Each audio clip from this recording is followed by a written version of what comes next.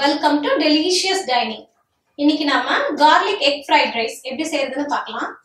முக்கால் இடத்துக்கு வேக வைத்த பாசுமதி அரிசி 1/2 கப், முட்டை 3, கேரட் மற்றும் பீன்ஸ் 1 கப், முட்டைக்கோஸ் 1/4 கப், பச்சை பட்டாணி 1/4 கப், வெங்காயத்தாள் 2 டேபிள் ஸ்பூன் மற்றும் குடைமிளகாய் 2 டேபிள் ஸ்பூன், பொடியாக நறுக்கிய பூண்டு 5 பல், கறி மசால் 1/2 டீஸ்பூன், வெள்ளை மிளகுத்தூள் 1 teaspoon, red chilli sauce 1 teaspoon, green chilli sauce 1 teaspoon, சோய் சாஸ் 1 டீஸ்பூன். ஒரு கடாயில 4 இருந்து 5 டீஸ்பூன் எண்ணெய் ஊத்திக்கலாம்.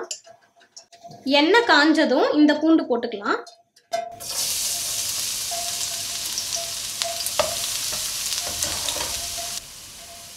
பூண்டோட பச்சை வாசனை போனதும் கேரட், பீன்ஸ் அப்புறம் பச்சை பட்டாணி போட்டு வதக்கிக்கலாம்.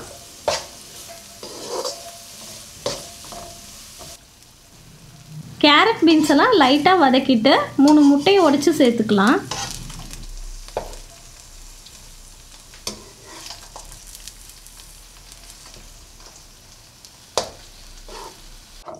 முட்டைலாம் நல்லா வெந்ததும் நம்ம வச்சிருக்கிற ரெட் சில்லி சாஸ், சோய் சாஸ் அப்புறம் கிரீன் சில்லி சாஸ்லாம் சேர்த்துக்கலாம்.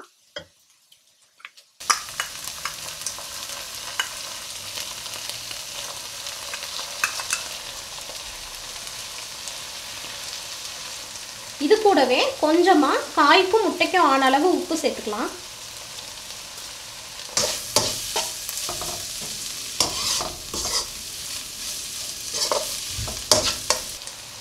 அப்புறம் கரம் மசாலா, கொஞ்சமா ஒயிட் பெப்பர்,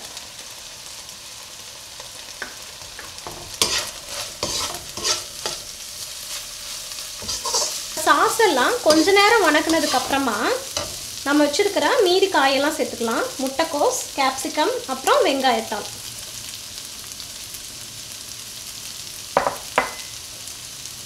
கிரீன் கேப்சிகம் கிடைச்சாலும் பரவாயில்ல.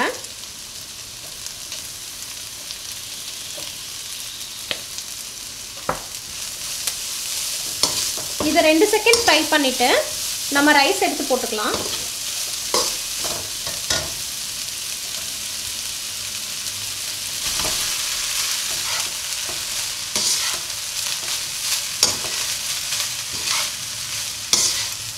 இப்போ ரைஸுக்கான உப்பையும் மீதி வச்சிருக்கிற ஒயிட் பெப்பரையும் சேர்த்துக்கலாம்.